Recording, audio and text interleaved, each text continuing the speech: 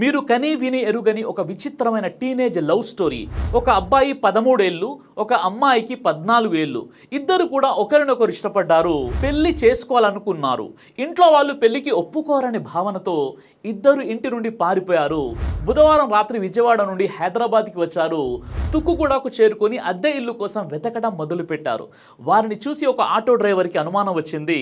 అతను వాళ్ళను తన ఇంటికి తీసుకెళ్లి వారి తల్లిదండ్రులకు సమాచారం ఇచ్చాడు. పోలీసులు వెంటనే యాక్షన్లోకి దిగారు.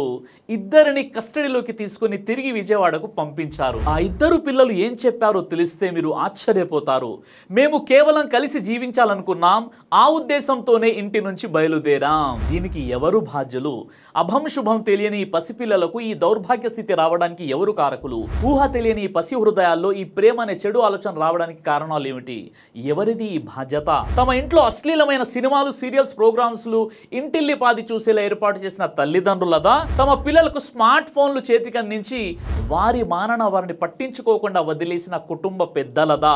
లేదా కేవలం తమ స్వార్థ లాభాల కోసం యువతను భ్రష్టు పట్టించేలా అశ్లీలం వైపు పురుగొలిపేలా సినిమాలు తీసి కోట్లు సంపాదించుకుంటున్న సినిమా వాళ్ళదా? లేదా వారి నుండి లంచాలు తీసుకుని సర్టిఫికెట్లు ఇచ్చే సెన్సార్ బోర్డులదా? లేదా ఎడ్యుకేషన్ పేరుతో లక్షల రూపాయలు ఫీజు తీసుకుని సరిగ్గా పద్ధతులు నేర్పించిన స్కూల్ వారిదా? ప్రాబ్లం ఎక్కడుందండి?